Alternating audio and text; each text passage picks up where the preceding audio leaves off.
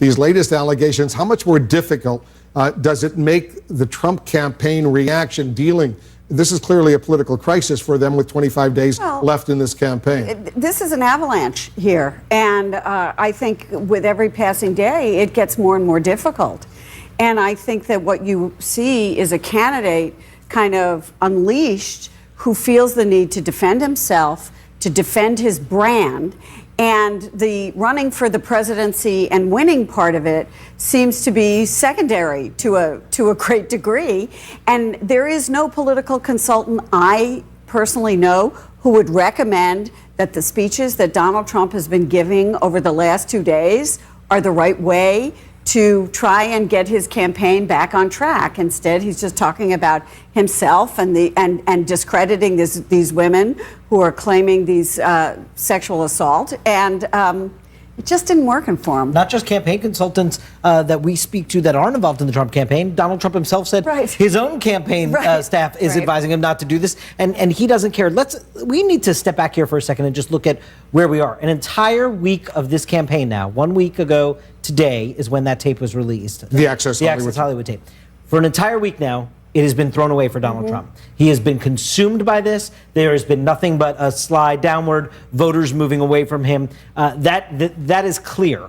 So now we have 25 days left. He just threw out a week, and he's showing no indication that he wants to get it back on course. If he can. This is a campaign just inflamed right now with something that they can't, that the candidate seems totally unwilling to try to move beyond. And for the second day, Abby, in a row, he's suggesting, I couldn't have done this because look at these women, suggesting they're not attractive enough. Let me play a clip from what he said today. Say, oh, I was with Donald Trump in 1980. I was sitting with him on an airplane. And he went after me on the plane. Yeah, I'm going to go after. Believe me, she would not be my first choice, that I can tell you. Man. You don't know. That would not be my first choice.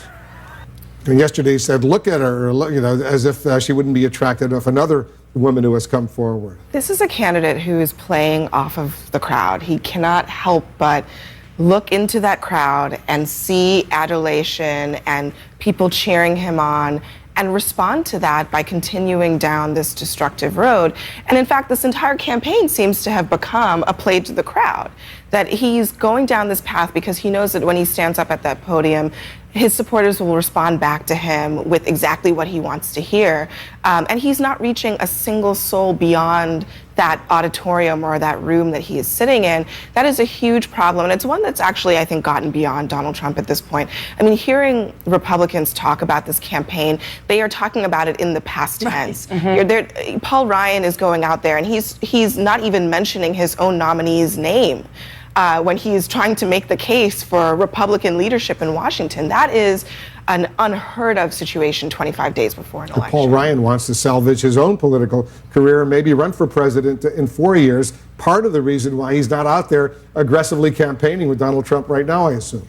Also because he wants to save his job, because he wants, not because Paul Ryan wants to be speaker desperately, but because he wants a House majority. And right now he's looking at the lay of the land and he's risking losing the House majority. Their polls aren't looking that great in some of these swing states. And they're worried about the down ballot damage. So that's why he's talking about his message when he was speaking to college kids today. It actually gave him a chance to talk about what they want to do. But Abby's absolutely right. He's not talking about if there's a Republican president.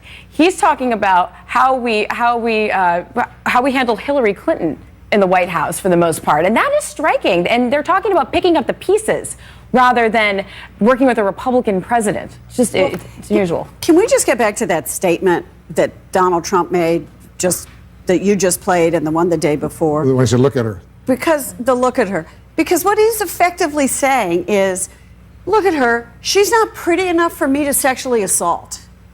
I mean, that's stunning that a presidential nominee would be making that statement from a podium to his supporters in his own defense. I think you have to kind of let it sink in. And there really isn't a soul defending him for that. Right. Not a single person. Particularly not after he makes a statement like that. I mean, he's discrediting these women. The way he's discrediting them is by saying they're not attractive enough. some have suggested, Abby, this is like a Bill Cosby situation where one comes forward, then two, then the dam breaks, and there's sort of an avalanche of women out there making these kinds of accusations. Yeah, there are a lot of similarities there, especially in the sense that, these women are coming forward at the risk of their own personal reputations, knowing that they will be attacked by Donald Trump and by others, and also knowing that in some cases they're not dealing with forensic evidence here. You're not dealing with police reports. You're dealing with just their word against Donald Trump's, and that is exactly where so many women in the Bill Cosby situation were when these allegations first came out, but it was sort of this avalanche of women after women after women that changed the dynamic around that. And Donald Trump is not in a court of law here. He's in the court of public opinion.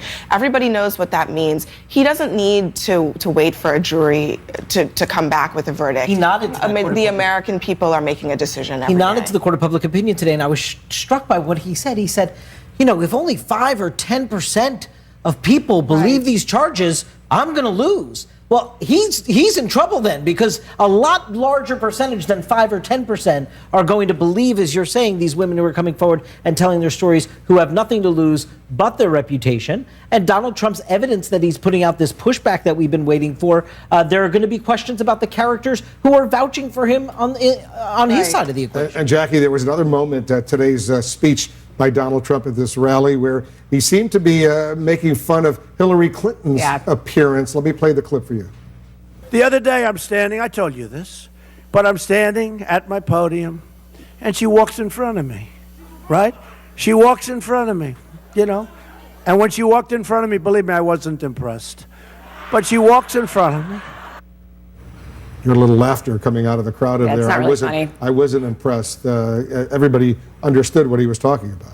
Well, absolutely. I mean, not only is he making fun of people who said that he alleging that he sexually assaulted them, he's talking about the appearance of the woman he's running against. He's not doing himself any favors with anyone. And it just shows that Donald Trump doesn't respect women. That's what contrary to what he says, his actions and his words are not really showing that.